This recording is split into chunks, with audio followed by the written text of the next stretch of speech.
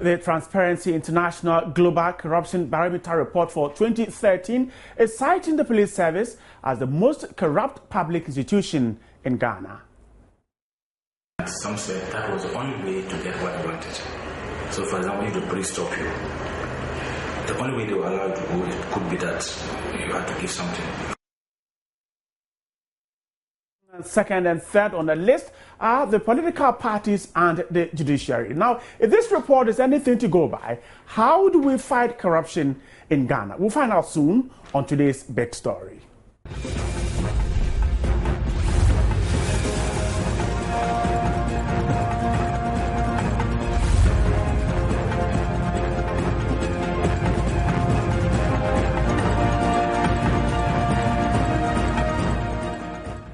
My name is Bright Nanamfo, and the show is brought to you by Blue Rose Limited, Shelter for All, and Star Life Assurance.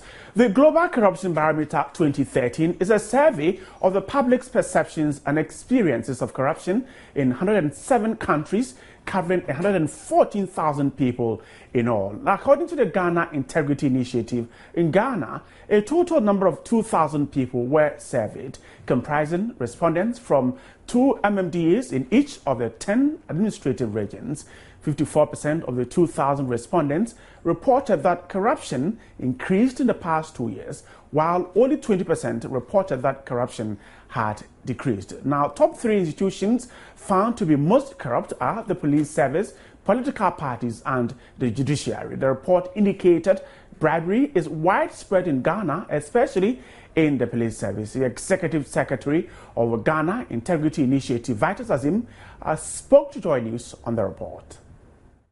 There was a related question that asked, in the course of bribing, why did you have to bribe? That's those who asked those who had bribed in the past 12 months. And then the question was, why did you have to bribe? And some said that was the only way to get what they wanted. So, for example, if the police stop you, the only way they were allowed to go could be that you had to give something. Some said they wanted to speed up things. You go looking for a service, and the only way you can get it is to pay some money. Others said as gratuity. So that is the nearest question to the mode behind the corruption. But we didn't ask them why. The institutions are people that provide services. The police, the judiciary, the political parties, or the people that deal with the public. And so in dealing with them, you encounter some problems. So that's what leads you to decide that this is the most corrupt. You know, this survey was conducted just after the elections in December. And so people know what happened when it came to the primaries, how people got elected. People had to spend money to pay delegates or to invite them and camp them and all that. During the campaigns, the gifts people were giving.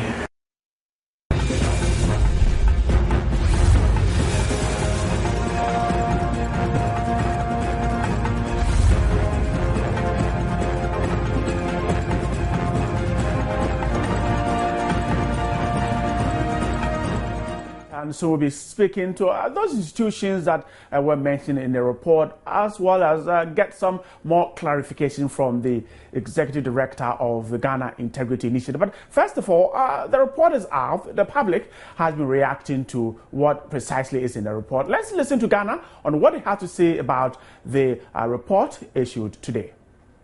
The most corrupt institution in Ghana, I know, is the market women and those market boys. Or because they increase the price of their goods and they'll be telling it's the government and it's all the tough things. Oh, maybe I'm sure my woman who said, "When we do marketing customs for." If the master so we could port pass, we could use no man. A quiet customs for do be fast. Especially see, but we are in no man every container. We could go higher better can impone. Master. Bibi wa what means a way a idea will come and that's we need a year to change or fat. Most of the time we talk about the police. Police are taking bribes, taking 1 city, 2 cities. Those things are not bribes. It's just like gifts. You know, we are all one. The driver and police, they are one. So giving that into police is not a bribe. If police want to take you a bribe, it take you 1,000 Ghana, 800. I think it's about time we leave the police alone and attack the politicians at the top. Well, we are in this country, we saw what happened. The Wyoming issue. The level of our salaries in the country, they are very low. So when the salaries are low and things are very expensive, you have to find ways and means to, But you see, the whole problem is that the laws are not being applied to the letter. My own estimation is within every sector of the public administration, the ministries, the police, the judiciary. The most corrupt institution, I think, is the police, because I've experienced it myself. I was driving without license, and this policeman caught me. I know the right thing for him, the right thing he had to do was to take me to the courts, prosecute me or however. But he demanded for 50 Ghana cedis. Right, so let me begin from the phone lines here. Now, Dr. Park is from the Forum for Governance and Justice. He has joined this discussion. And Dr. Park, great to have you here. But first of all, how did it come to you? 54% of Ghanaians have the perception that the country is corrupt. Well, thanks for giving me a chance to speak on a topic that is quite dear to my heart, on which I've spoken on several platforms and on many occasions. But just a quick correction, I am no longer the convener for the Forum for Governance and Justice. Right. But be as it may, the issue of corruption continues to be one that I give the utmost attention. I think that it is quite unfortunate that the people of Ghana, at least with the 2,000 persons who were sampled as part of this exercise, indicating that they believe that there was at least 54% corruption rate in the country. But let me put it into proper context. When we speak about the classic definition of corruption, it is basically where entrusted power is used for personal benefit, which gives it a very wide range.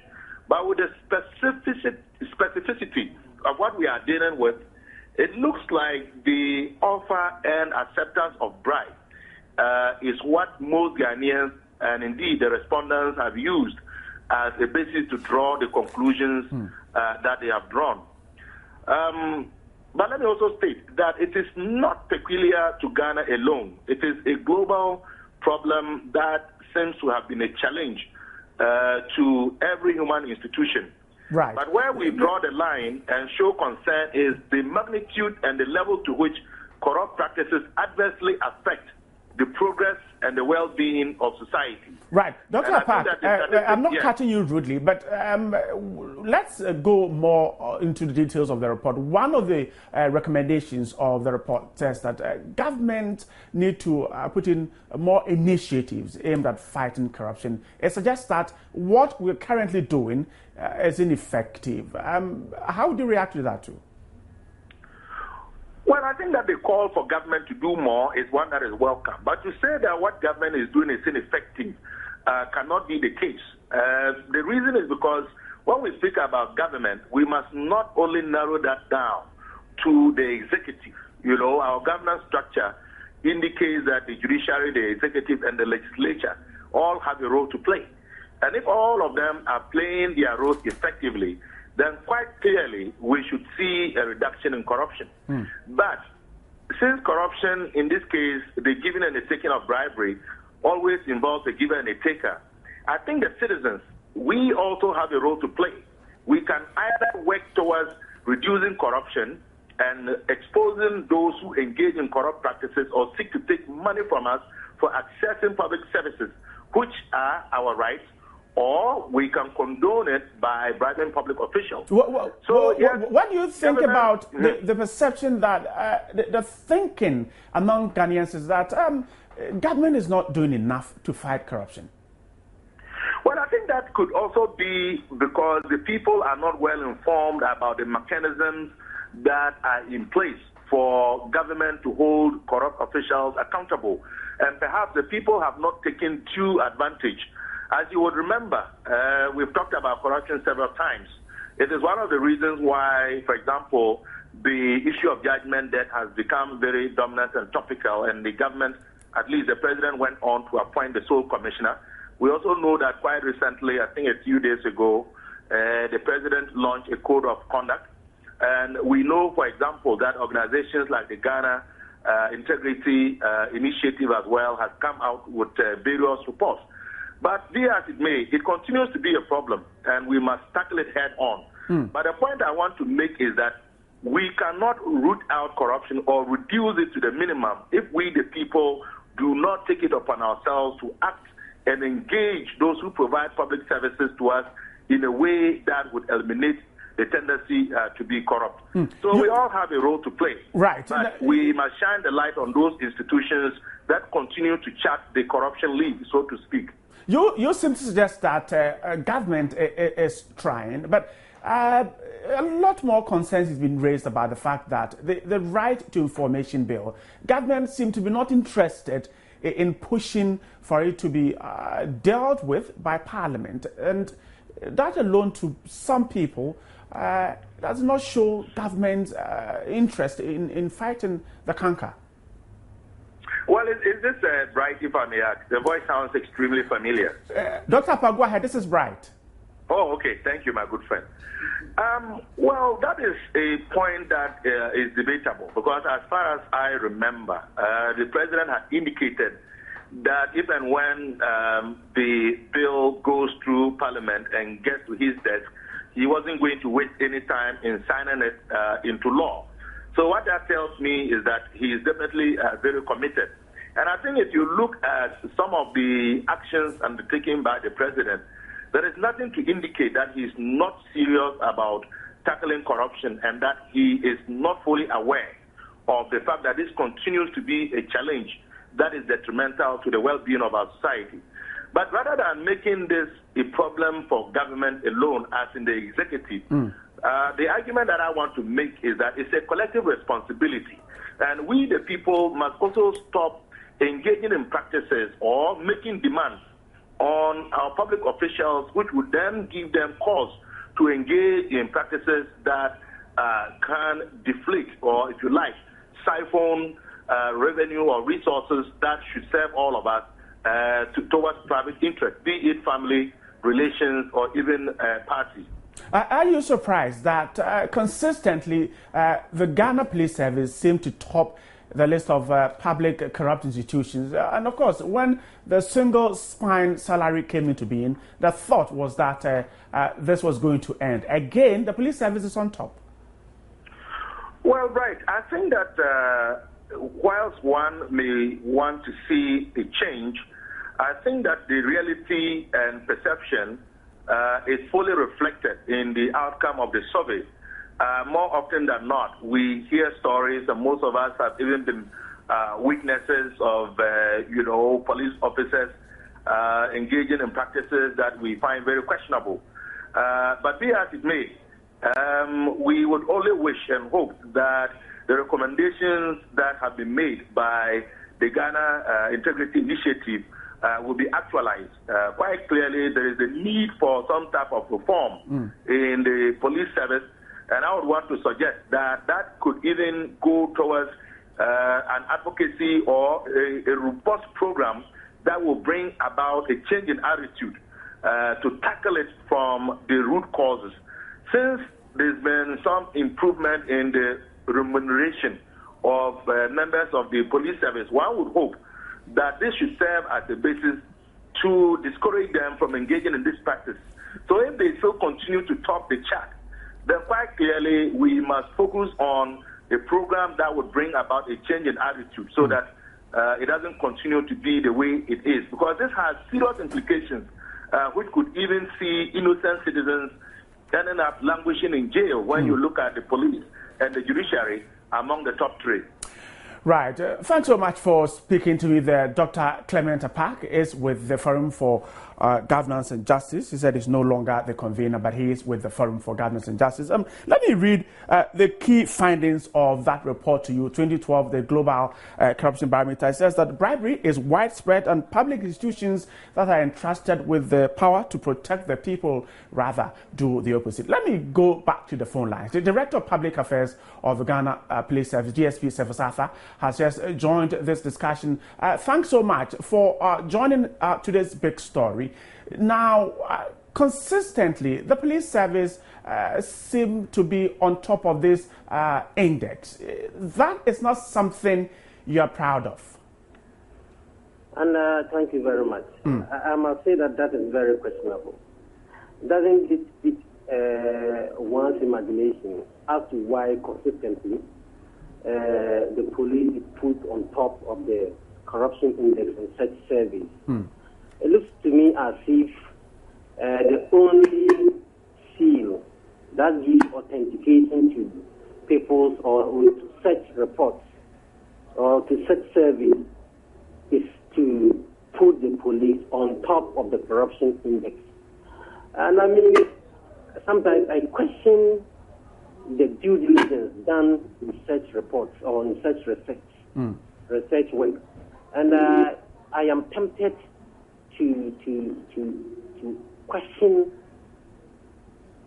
the respondent, right? To question those who carry out such researches. What do you think could have been the reason for this?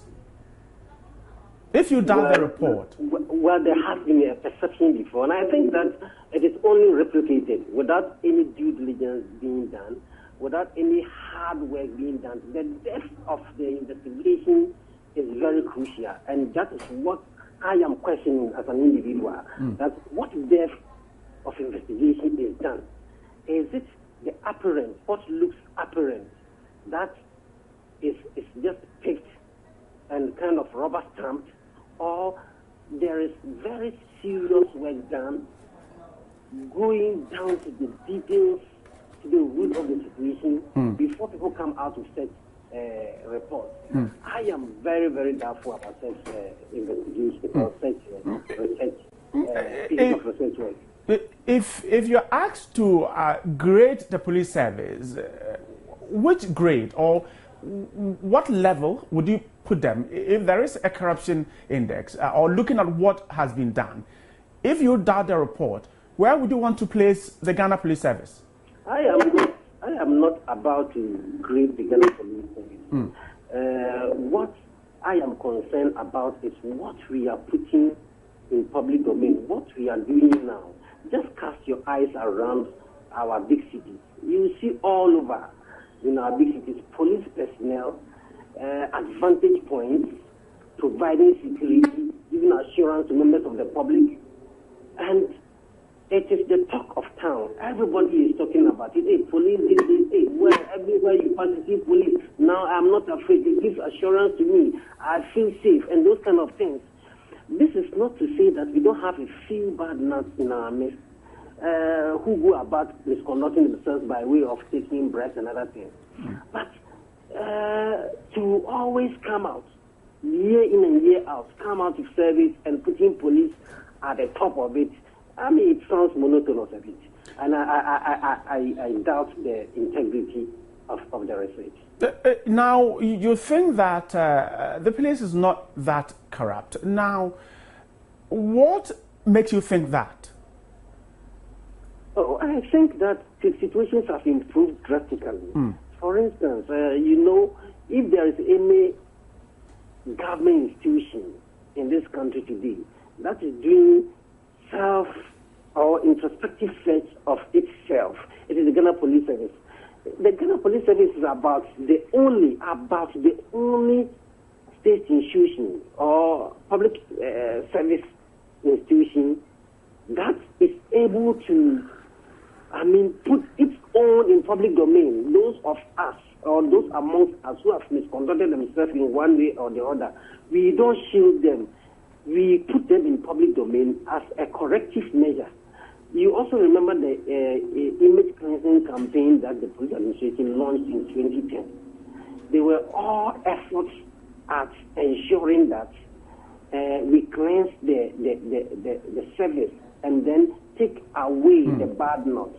And we believe that all these efforts, including even the improvement of condition of service of police officers, have gone a long way to mitigate whatever situation we had, and such that what people have now, and which has even, I think, has formed the basis of this report, is mere perception. And I think that if they did a more detailed investigation, a more detailed research work, they wouldn't have come out with this report. And just before I let you go, how would you react to the fact that people complain that when they have to seek the services of the police service to perhaps effect an arrest or have one thing or the other done, they are made to part with some monies before they get what they want? Has it come to your notice, and has the service gotten engaged in this? I don't think that aspect of the report was specific to or was peculiar to Ghana Police Service. It was a general statement made, and it was not peculiar to Ghana Police Service. But that is not to say that one person or somebody seeking a service with the policeman has not. It is something that may have happened.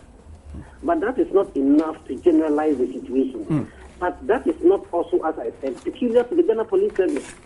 We are also looking at other institutions and other even in the private world, in the corporate world. We still have some of these things happening, perhaps in large numbers. But it looks as if people are doing, work that they are not exerting too much of energy and not doing they are not doing due diligence. So they only wait. There is this rubber stamp there lying somewhere, which has on its face police the worst in corruption. So when they face their report, they just put the rubber stamp, bam, and they stamp it. And as if that is the seal authenticating their research. And that is what some of us are not too happy about. So in this situation, do you think that the police service will perhaps want to engage the Ghana Integrity Initiative to look at how to perhaps take a second look at the report because of the observations you're making? Oh, this report has already come out. We would rather urge them to go extra mile in their future research work. They should go the extra mile. They can even come to the service. Just standing outside and doing a kind of random sampling and asking people questions. We have come across situations where people who have responded that the police is the most corrupt have been asked whether they have suffered any such acts at the hands of the police before, and they say no. When they were asked, then how come you say they are the most corrupt? They say that, oh, that is what people say. And I wouldn't be surprised if we have a lot of such people in this piece of research work. So sometimes you have to do what we call phenomenology. You have to empathize, come to the service also, and we are very open, and it will enrich your research rather than to go stand outside, meet people. It's a kind of research work all the same, but that is not the best of things in such situations. Right. Thank you so much for speaking to us on today's big story. DSP Service Arthur is the Director of Public Affairs of Ghana Police Service. And of course, we've been getting more of that particular issue with Vitus Azim, the Executive Director of Ghana Integrity Initiative. Now, we've been asking you precisely what do you think about that particular report on today's big story, the Transparency International Global Corruption Barometer Report for 2013, citing the police service as the most corrupt, and the second and third political parties and the judicial service. Now, of course, a lot more of you sending in your comments, and let me begin with Edward Mensah, who says, no wonder some people are rubbishing the report, since most of their family members are working in most of the institutions mentioned. As for Ghana, the police service, we don't even need rocket scientists to tell us about their deeds. They are more than corrupt. And then, and of course, I'll get to more of the comments that have come in. here. Of course, let me quickly. Yes, of course, you can see Kanyiba, the Christomafia. Well, you said, I am numb. Well, I'm sure you're shocked about the fact that the police service is still there. And then Francis Akon says, let's continue to educate people about it and also to preach to them that it is ungodly. And Felix Nanasei Kufuor-Swaga, we can only fight it by adopting our old way of life where chiefs had says in our world. Well, really don't get what you want to say. But Sani Mohammed Adam, I would be surprised if the police service were not cited as the most corrupt group in the country. And for the politicians and the judiciary, they also fit those positions well. And then Francis Kweku Efa says, the police again. Roxanne C. Rock Owusu says Asembeba Debi. And then Francis Aganwini says it is and it will always be the police. And then Dundas Wingan says political parties should rather be first on the list, not the police service. The police service don't have access to state money, but political parties do. That is what you think. This one is a long one from Matthias Sogard. Well, Matthias, keep them short and let's read them. And Abraham Afechi Latte says, the only way to deal with this canker is for every Ghanaian to have a change of attitude. Let us as individuals put the interests of this nation first and respect the laws governing the nation. And then Chris Thompson Tornado Agro, he says, the more you talk about it, the more you develop new strategies for it. Tanku Said says, some of the policemen are addicted to corruption. My advice is this: they should be paid well. Well, I don't know if the single spine is doing that. And then Anafu Don Rogers, Awinzo Karim, even today I saw the police taking bribe from drivers. So I'm not surprised. That's from Karim. And then Fuano Myopia, you says, for me, I think government officials should be the first on the list. And then Adesina Simon Abiodan, you just said, you're shocked about it. And Mark Anthony Yaka, why can't they block the channel through which the corrupt funds are being covered or converted to? Maybe you want to say that. And then Adams Ali is saying that 80 and 100% of Ghanaians are corrupt. Stop blaming the police service alone. And Richmond Agbotame says, yes, it is the police again or police recruitment. So bribes. The youth of Ghana are suffering from the police recruitment. A lot more of you have sent in comments. We can't read all of them now, but we'll continue to stay interactive on some of the issues that you have sent to us via our social media platform. And that's how we wrap up on today's big story. But before we go, let me quickly let you into some stories that we'll be expecting later on tonight at 8 p.m. on our prime time news. We're told that almost 40,000 Ghana cedis out of 47,000 cedis released to the Ministry of Finance for damages filed by the ministry as compensation for 4 complaints as unaccounted for. This emerged during proceedings today's hearing by the sole commission for judgment debt. And of course, we'll have more of that. And then 7 years after the Student Loan Trust was established to replace the SNIT loan scheme, the first batch of beneficiaries were told have already finished repaying their loans. Officials tell Joy News the collection rate has been so impressive, they collected as much as 2 million Ghana cedis and 600,000 Ghana cedis more than they had hoped to retrieve last year. We'll have more update on that particular issue later on. But also coming up tonight, the Ghanaian economy is in tatters, and that's the verdict of the NPP. The country's main opposition delivered its verdict on the state of the economy today, a day after the finance minister assured the country is not broke, despite its challenge. The NPP's team, led by former Minister of Finance, Osafo Maafo, also blamed the huge deficit on the first quarter on the decline in domestic and foreign inflows. Finally, we'll be telling you what is happening in Parliament. And today, they approved and passed the Communication Service Tax Amendment Bill. But that was not without the clauses requiring consumers to pay an additional levy on inbound international calls being removed. So the controversial tax on emails was also scrapped following concerns by the minority in Parliament. The show was brought to you by Blue Rose Limited, Shelter for All, and Star Life Assurance. My name is Bright Nana. We have more updates on these stories and many more on myjoyonline.com. There's more news right here on the Joy News channel. Good evening and see you again.